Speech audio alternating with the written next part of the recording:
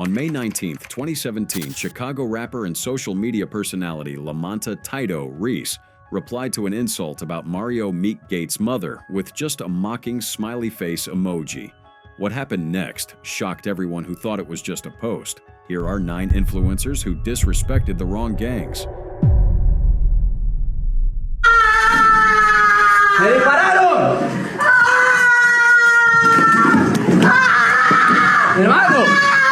¿Qué pasó? ¿Qué pasó? June 20th, 2024. Gabriel Sarmiento is live on TikTok, ranting to thousands, when suddenly his mom screams as the sound of banging shakes the house and panic takes over. Out of fear, he blurts out his address, begging for help, never realizing it would mark the beginning of his end. The man at the center of that chaos was Gabriel Jesus Sarmiento, better known online as Unleaks, a 25-year-old TikTok creator with about 80,000 followers. He was known as a digital whistleblower who used his platform to call out Venezuela's darkest operations: police corruption, extortion, and the country's most feared gang, the Tren de Aragua. But how does a guy from a tough neighborhood end up making enemies so powerful they'd rather kill him than let him keep talking? Let's rewind. Gabriel grew up in Aragua State, a region infamous for gang activity. At first, his TikTok was lighthearted, local humor, everyday life, maybe a trending challenge or two. But as his audience grew, he leaned into bolder content. By the time he had more than 77,000 followers and over 1 million likes, his page had morphed into something far riskier, a stage for exposing corruption. Unlike other creators, Gabriel didn't pull punches. He called names, posted photos, and even accused police of running extortion rackets. He claimed he'd been kidnapped by a notorious police unit called DAT, Dirección de Acciones Estratégicas y Tácticas, and tagged Venezuela's interior minister and Aragua's governor directly in his posts. It wasn't entertainment anymore. He was an activist, raw and unfiltered. And then came his boldest move, going after Tren de Aragua, Venezuela's most powerful gang. This wasn't some small-time street crew. They run drug trafficking, human smuggling, and extortion rackets across Latin America. The U.S. has even labeled them a terrorist organization. Their leader, Hector Guerrero Flores, known as Niño Guerrero, escaped during a 2023 raid that dismantled his prison fortress at Tocaron. To most people, even saying his name out loud is risky. But Gabriel, he mocked him publicly. He didn't just criticize the gang, he ridiculed their power, exposed their threats, and even shared messages he said came from their prison contacts. He accused Tren de Aragua of silencing critics through police allies, blurring the line between cops and criminals. He also took shots at rival groups like Tren del Llano, broadening his list of enemies. In short, Gabriel made himself a target the size of a billboard, and the threats poured in.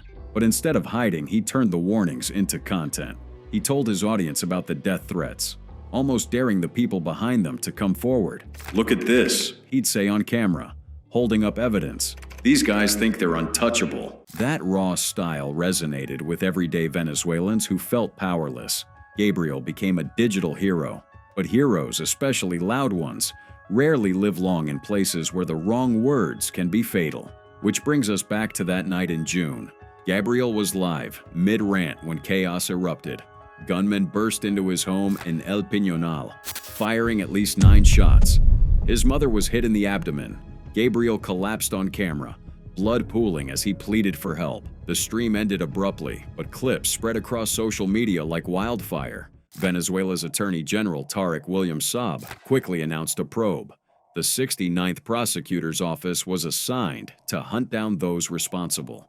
Within days, police arrested Fiorina Uribari, the partner of alleged shooter Adrian Romero, charging her with homicide, criminal association, and terrorism. Warrants were issued for Romero himself and 2 other suspects, Wilbert Gonzalez and Gerald Nieto. Authorities hinted at Tren de Aragua links, but were careful not to say too much, leaving plenty of suspicion about whether this was purely gang retaliation, a police cover-up, or both. What's certain is that Gabriel's murder was more than a crime. It is a reminder of the deadly price of speaking truth in a country where gangs and corrupt officials blur into one. Ariela Mejia Polanco was gunned down 8 days ago while driving her Mercedes SUV on the Cross County Parkway in Mount Vernon. August 17, 2025, in Mount Vernon, New York. The police responded to a routine call about a parked vehicle on the Cross County Parkway and made a disturbing discovery. Inside a white Mercedes SUV, they found the body of a woman who had been shot in the head. An influencer known for New York's nightlife was found inside the SUV, her designer outfit stained with blood, and the car engine was still running when the police arrived. The bullet holes made clear what had just happened, and investigators quickly confirmed the case was being treated as a homicide, that it wasn't an accident, it was a hit. Slumped behind the wheel was Ariela Mejia Polanco, better known to her thousands of Instagram followers as La Langosta. Ariela wasn't your average influencer posting brunch plates and vacation selfies. She had a presence in the lounges of Inwood and the clubs of Manhattan. She was the one holding down VIP, popping bottles, brushing shoulders with hip-hop royalty. She belonged in the front row and online. Yet she was tied to Daniel Hernandez, better known as Tekashi 6ix9ine, who made some of the deadliest enemies anyone could imagine. Rainbow hair, face tattoos, screaming ad-libs. Shot to fame in 2017 with Gummo, Tekashi 6ix9ine was aligned with the 9 Trey Gangsta Bloods, a violent subset of the Bloods gang out of New York. Then came 2019 when the feds came knocking with racketeering charges that could have kept him locked up for decades. He made a surprising decision instead of standing tall. He sat in a courtroom and snitched, pointing fingers at his old crew. His testimony chopped his sentence down to 2 years. And by 2020, thanks to COVID house arrest deals, he was free. Which brings us back to Ariela. She wasn't just his friend. She was not just showing up at the same parties. She was his ride or die. But here's the catch. In gangland, perception is reality. And to the 9 Trey and other crews, her flaunting that lifestyle looked like rubbing salt in their wounds. Was she personally dissing them? Reports suggest she cooperated during the 2019 trial. But even without that, being the public face of Tekashi's post-trial life put her squarely in the crosshairs. Think about it. These gangs don't always go after the main target. Most times it's easier and just as effective to hurt the people closest to them, especially when they can't always touch the snitch hiding under federal protection. But you can make him suffer by striking his loved ones. And that's exactly the theory investigators are chasing right now. So, what happened on that morning? According to Westchester County authorities, Ariela wasn't robbed, nothing was stolen, and her Mercedes was untouched. Someone had pulled up, opened fire, and left her riddled with bullets. Pure execution style, and in seconds the business was done. Her 500,000 plus followers went into shock. One day they were double tapping her glamorous posts. The next they were flooding her page with RIP messages. Friends and fans lit candles, held vigils, and plastered the hashtag Justice for La Langosta across social media. Celebrities chimed in too, like Cardi B, another Dominican powerhouse out of NYC, who mourned her publicly, calling her a real one. But on the street, whispers spread fast. Was this 9 Trey finally sending a message years after Tekashi's betrayal? Was the Dominican crew tied to the NYC drug scene, angry about old beef? Or was it someone even closer? Someone inside her circles who felt burned. Nobody's sure yet, and as of now, the police haven't named any suspects. What they have confirmed is this: it was targeted, and Ariela's ties to Tekashi can't be ignored. May 23, 2017, in Englewood, Chicago, 22-year-old rapper and social media personality Lamanta Tayeto Reese, known online as Tayeto da Shuda, was shot and killed while sitting on a porch. It wasn't some random act of violence. His death traced back to something most people wouldn't think twice about, like the normal back and forths on Chicago's social media scene. It started small, a simple post, and a reply, nothing unusual. However, in the streets of Chicago, these exchanges aren't just harmless words on a screen. When Tato responded to an insult about Mario Meekgate's mother with nothing but a mocking emoji, it struck a nerve deeper than he likely imagined. Tato wasn't an ordinary Facebook user either. He was a part of Chicago's rising drill rap scene, a member of the Black Disciples, and someone who used YouTube and Twitter to share music while flashing his gang ties. His Twitter alone had over 28,000 posts, bold, raw, and unfiltered. To fans, he was entertaining. To rivals like the gangster disciples, everything he posted was ammunition. On the outside, it seemed silly. Why would an emoji push things over the edge? In Chicago's gang culture, public disrespect is a line you don't cross. Because when you do, there are consequences. That's why this particular emoji mattered so much. So when Meek Gates fired off an insult about Tato's mother, and Tato fired back with that infamous smiley face, it wasn't just a petty online spat. It was war talk. Researchers have even pointed out that online cyber banging can raise the risk of real-life gang violence by 20–30%. Tato's post fit the mold perfectly. It wasn't just content. It was a provocation. Tato wasn't the type to back down. Like many drill rappers, he built his persona around fearlessness. His followers expected rawness, and he gave it to them. To his supporters, his clapbacks were proof he wasn't scared of anyone. Chicago already knows what happens when online taunts spill into the streets. Countless rappers had been killed in feuds started by social media. Tato knew that history, but silence wasn't an option. In drill culture, silence looks like weakness, and weakness gets exploited. So he kept posting and mocking rivals, dropping captions that were like warnings. Finally, that smiley face emoji aimed at Meek Gates. To fans, it was savage. May 19, 2017. Tato was on a porch in Englewood when a car rolled up. Shots rang out, bullets hit and killed him. Police later confirmed what most people already suspected, that his death was gang-related, and his Facebook post had played a role in setting it off. For Chicago, the cycle was painfully familiar. The rivalry between black disciples and gangster disciples had been locked in for decades, and each generation inherited the grudges of the last. Drill music only magnified them. May 18, 2015, Shaquan Young Pappy Thomas was walking through Washington Park on Chicago's South Side. His track, Killa, was climbing toward 2 million views on YouTube, a song where he didn't just rap, but openly mocked fallen gangster disciples by name. He was part of the Polo Boys gang, a set loosely tied to the Black Disciples, and his music regularly took shots at their rivals, the Gangster Disciples. Social media gave Pappy a bigger stage. YouTube made him a star, while Twitter and Facebook let him keep the beef going in real time. This was the era when cyber banging just became a thing, gang wars moving from street corners to smartphone screens. For his fans, this made him exciting, raw, and real. He even posted personal stuff, sometimes giving away his location. Unknown to him that for his rivals, it was like handing them a roadmap. By 2015, warnings and threats from the other side were stacking up. That night, it all caught up to him as Pappy walked along the 4,800 block of North Kenmore Avenue in Chicago's uptown neighborhood around 1:35 a.m. when a car rolled up and a gunman wearing a gray hoodie shot young Pappy in the back with 2 bullets, then fled in a black car. Pappy was rushed to Illinois Masonic Medical Center, where he succumbed to his injuries.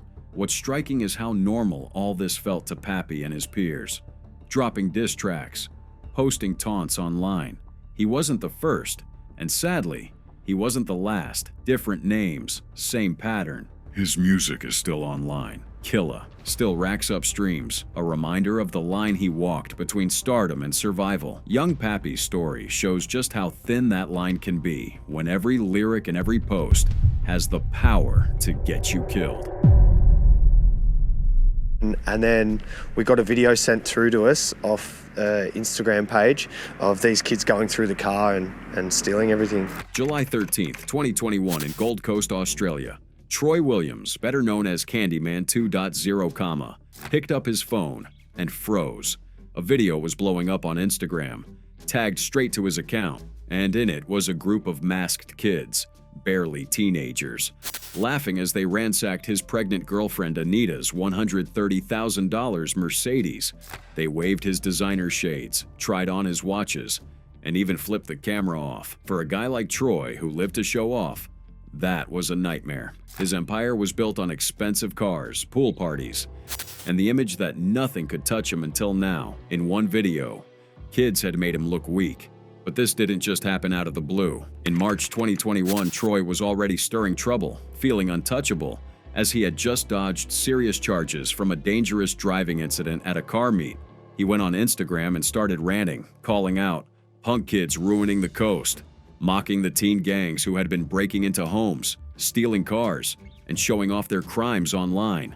When he got home in front of his row of supercars, he dared them. "You little rats think you're gangsters. Come try that at my place. See what happens." But the kids he was mocking took it personally. These small youth crews, who call themselves the Coast Shadows, were reckless yet bold. They resented how Troy flaunted his wealth while they struggled to get by in the suburbs.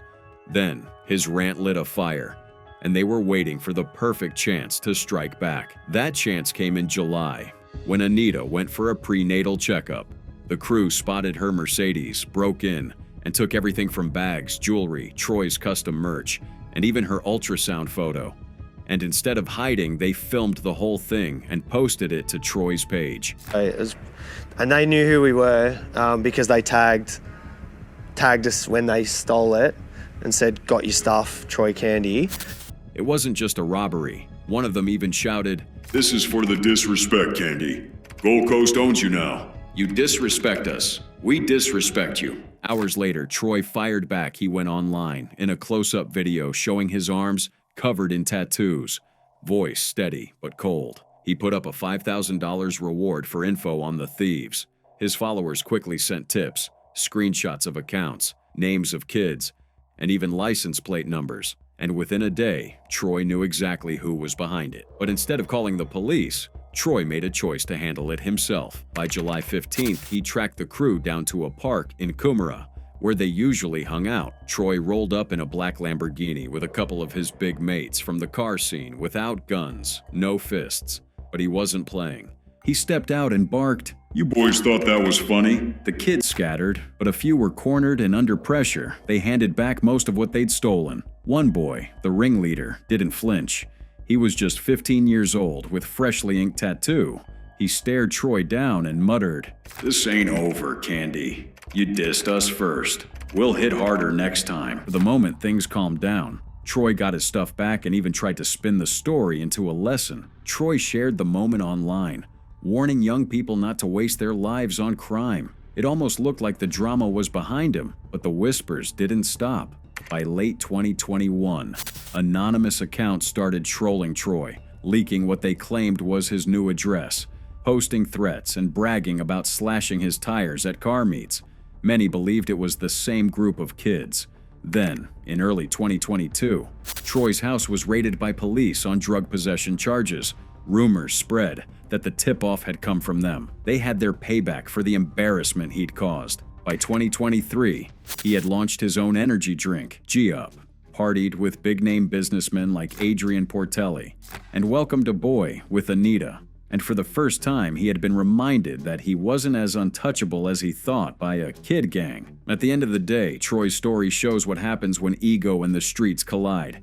He wanted to prove he couldn't be touched, and in doing so, painted a massive target on himself. Those kids weren't hardened criminals, but they were daring enough to take a shot at someone bigger than them. And for a brief moment, they succeeded. Troy Williams is still around, still living the lifestyle, calling himself Candyman 2.0. But deep down, he knows the sting of being checked. And he knows that no matter how bright you shine online, there's always someone waiting in the shadows. September 24, 2011 in Nuevo Laredo, Mexico.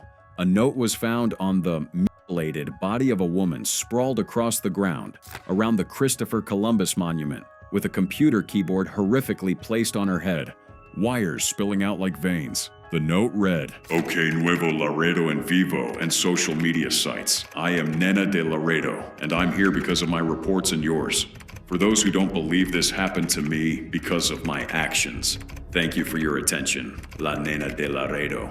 Zzz. Those Z's, that's the calling card of Los Zetas, a ruthless cartel in the region. And this wasn't just another killing in a city plagued by them. It was a statement, loud and clear. If you talk about us online, this is your fate. For context, La Nena de Laredo was Marisol Macias Castañeda, away from the internet. She was 39 years old, the managing editor of Primera Hora, a small local newspaper. A respected professional, but like most reporters in Tamaulipas, she avoided writing about the cartels in print. Why? Because everyone knew what happened to journalists who did. By night, she became La Nena de Laredo, an active voice on Nuevo Laredo en Vivo, a citizen journalism forum where anonymous users warned neighbors about shootouts, cartel checkpoints, and safe routes home. Think of it like a digital survival map in a city where the press had been silenced and official channels were useless.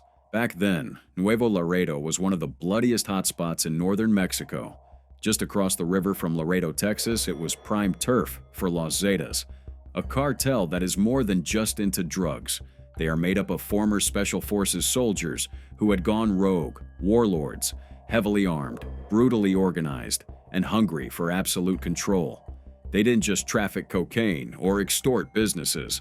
They thrived on terror. Their goal wasn't simply to make money, it was to dominate every corner of life, and that meant silencing anyone who spoke out. La Nena didn't just post vague warnings, she mocked Los Zetas directly, urging others to expose their movements and calling them rats.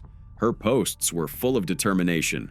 Keep reporting. Soon these rats will fall. She encouraged neighbors to keep tipping off the Army and the Navy, sharing intel that could save lives. For ordinary citizens, she was a lifeline. For the Zetas, she was a problem, a real challenge, because every post La Nena made gave them out and made them look vulnerable, disrupting their operations. But on September 23, 2011, they abducted her. The next day, they staged her brutal murder in the most public way possible. Her head on the keyboard wasn't random. It was a symbolic punishment for using the internet against them. And the note? It forced her online identity to confess as if, even in death, she was being made to admit defeat. Surprisingly, La Nena wasn't the first. Just 2 weeks earlier, on September 13, 2011, two people, a man and a woman, were found hanging from an overpass in Nuevo Laredo. Their crime was being internet snitches. A sign pinned to them warned others to stop reporting cartel activity on social media. By the end of 2011, at least 4 online citizen reporters in Nuevo Laredo had been brutally killed. Los Zetas weren't just controlling the streets before La Nena's murder. People thought being anonymous online kept them safe. But after her, forums went silent, people logged off, and everyone realized a username couldn't protect them. Fear spread like wildfire. Even the bravest realized that if the Zetas wanted you, a username wouldn't save you. Globally, her incident caught attention as UNESCO condemned it, human rights groups called for better protections, and journalists worldwide started asking how they could keep citizen reporters safe. For people in Nuevo Laredo, La Nena's death wasn't just another headline, it was proof that no form of speaking out was safe. It could get you killed, even with good intentions. She was simply trying to protect her community, and that alone made her a target.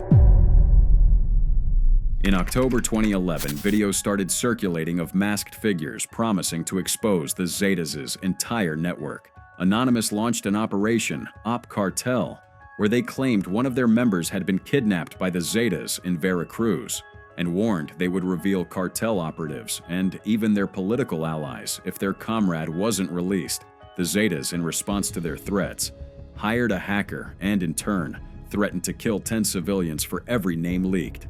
Anonymous ultimately pulled back after their member was released, but the episode stirred paranoia, as local bloggers like those on Nuevo Laredo en Vivo suddenly looked like part of the same online rebellion. Even if they weren't connected to Anonymous, the timing made their posts feel like a digital uprising against the cartel, and the Zetas were itching to make an example. On November 9, 2011, the city of Nuevo Laredo woke up to another nightmare. Just near the Christopher Columbus Monument, pedestrians froze at the sight in front of them. A body lay dumped in the open, mutilated, decapitated, and staged in a way that made it impossible to ignore. A computer keyboard and headphones had been staged nearby, giving it a twisted, theatrical touch. But what terrified people the most wasn't just the gore. It was the handwritten message pinned beside him like a caption. "Hello, I'm Retribution, and this happened to me because I didn't understand that I shouldn't report things on social networks." For most outsiders, the name meant nothing, but inside Nuevo Laredo, the word Retribution sent shockwaves because it is a Spanish nickname for gut scratcher, and that word was tied to the underground world of online citizen reporting. For months, locals had been turning to anonymous forums like New Laredo Live to stay one step ahead of danger. Mainstream newspapers were paralyzed by fear. Reporters who dared to cover cartel violence were threatened, kidnapped, or killed. So ordinary people stepped in, using nicknames. They logged into forums to warn each other. Don't go down this street. There's a shootout. Avoid this block. The Zetas set up a checkpoint. Someone just got kidnapped near this store. It was crude, grassroots reporting for survival, and the cartels despised it. They feared that if ordinary people could go online and share information, then power had slipped from their hands. Even if rascatripas never called names or revealed secrets, just pushing back against silence was enough to humiliate them. And in cartel logic, humiliation demands blood. His death became part of their playbook with similar symbols from the previous ones. A note, a body, which turned out the way they wanted. Suddenly, the internet went quiet. People who once warned neighbors logged off. Others deleted their accounts. The most disturbing part? Rascatripas may not have even been the blogger the Zetas claimed. He might never have posted a word against them, but in cartel territory, disrespect isn't always about insults. Sometimes it's simply pressing post, and for that, a man lost his life. Da chinga, no sé qué gorra ponerme. Estas de Hash Club, son las que más me han gustado, están muy vergas. August 16, 2025, in Temixco, Morelos, Camilo Ochoa, better known as El Alucin, was picking out clothes in his house, recording a casual Instagram video, laughing about how stuffed his wardrobe was. And then minutes later, a gunman stormed through the front door, and the rest was history. The news spread really fast as thousands of people had watched his video hours before. Now, headlines were saying he'd been executed in his own home. Camilo wasn't some kid who stumbled into YouTube fame. He came from money. His family built El Pollo Loco, the grilled chicken chain that grew from Sinaloa to the U.S. By his early 20s, he was working in the business, living comfortably. But in 2004, everything changed. He was kidnapped by Los Zetas and held hostage for 7 days until his family paid ransom. Most people would take that as a warning to stay far away from cartel life, but Camilo didn't. Instead, he got hooked and went deeper, dabbling in drug trafficking and chasing connections in Colombia. By 2014, he wasn't just experimenting. He had to become a plaza boss in Mazatlan, managing territory for the Sinaloa cartel under Damaso Lopez Nunez, known as El Licenciado. But the Sinaloa cartel wasn't united after El Chapo's arrest. Factions started splitting. Camilo leaned toward El Chapo's sons, Los Chapitos, and that decision would haunt him for the rest of his life. In 2015, Camilo got caught with a military-grade weapon and was sentenced to 7 years in prison. While he was there, reports say El Licenciado, once his ally, ordered his death through El Mayito Flaco, son of El Mayo Zambada, as the attempt failed and Camilo survived, served his time, and walked out in 2022 with a new mission. His father was ill. His daughters begged him to quit cartel life, and he claimed he was done with the old ways. So he turned to social media. On YouTube and Instagram, he reinvented himself as El Alucin, the hallucination, the storyteller, where he shared wild tales about kidnappings, deals gone wrong, and the codes of old-school narcos. People loved the inside scoop. He gained thousands of followers, mixing storytelling with style and charisma. He didn't just share experiences, he started throwing shade directly at La Mayiza, the faction loyal to El Mayo and his son, Mayito Flaco. In podcasts and Instagram rants, he blasted them for being savage and for abandoning the so-called values of older narcos. In one video, which was the last one he posted on the day he died, he accused Mayito Flaco of refusing to spare 2 minors during an attack, one of them autistic, and contrasted that with El Mayo, who, despite cooperating with U.S. authorities, at least tried to keep peace. By mid-2025, things got serious. Flyers were literally dropped from planes over Culiacan with a blacklist of 25 names. On it were Peso Pluma, Marquitos Toys, and yes, El Alucin. The message stated that these people were Chapitos puppets and needed to be cut off. Then the warnings came. Several El Pollo Loco restaurants were targeted in Nuevo León, and Camilo knew what it meant. In interviews, he admitted that he was already targeted and begged authorities to act, saying the government would only care when something happens to someone important. Well, that didn't stop him from posting. He kept going live, kept mocking, kept talking. One would think maybe it was confidence, denial, or the same adrenaline that pulled him into cartel life years earlier. Either way, he didn't back down. And then came August 16, 2025. Camilo dressed well, recorded casually, laughed about his wardrobe, and hours later, gunmen broke in. He ran to the bathroom, but it was too late. Right in front of his wife, the attack had unfolded. Multiple shots ended his life on the spot. 6 others from that blacklist were already dead by then, including the brother of influencer Marquitos Toys. The streets quickly whispered what everyone already believed. That was settling scores. After his death, his channels went silent. Fans argued online about bravery and recklessness, and others were confused about whether he was just exposing truths or just chasing views. Whichever it is, the cartels don't play by internet rules. To them, Camilo wasn't an influencer. He was a man running his mouth, dragging their names into the spotlight, and mocking them in front of the world. And that kind of disrespect doesn't stay online. Papas, yo te me pongo a traer lo que sea la verga. Así que el Mencho a mí me pela la verga. In 2017, the noise of a bar in Zapopan, Jalisco, was suddenly broken as gunmen from the Jalisco New Generation Cartel's elite group walked in. Within seconds, they opened fire on a teenager who had thought he was untouchable. That teenager was Juan Luis Lagunas Rosales, better known to the world as El Pirata de Culiacan. Juan was born in Navolato, Sinaloa, and grew up in tough circumstances. His parents left early in his life, and he was raised by his grandmother. School didn't hold him. By 15, he had dropped out and was washing cars in Culiacan to survive. Somewhere in that chaos, he found a different path: social media. His wild clips, guzzling liquor, cracking crude jokes, stumbling through house parties, were raw, funny, and instantly shareable. Fans saw him as a rebel who had no fear, someone who lived the life they only joked about.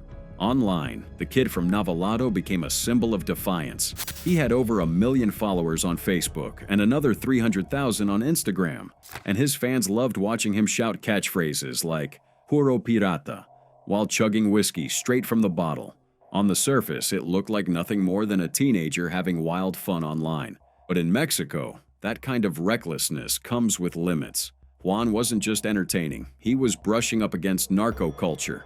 And then one night during a live stream, he pushed it too far. Drunk and laughing, Juan mentioned the name no one dared to speak about: Nemesio Oseguera Cervantes, better known as El Mencho, leader of the CJNG. El Mencho was not just another cartel boss, he was one of Mexico's most feared men, controlling a violent organization responsible for thousands of deaths. Yet El Pirata, slurring his words, mocked him directly.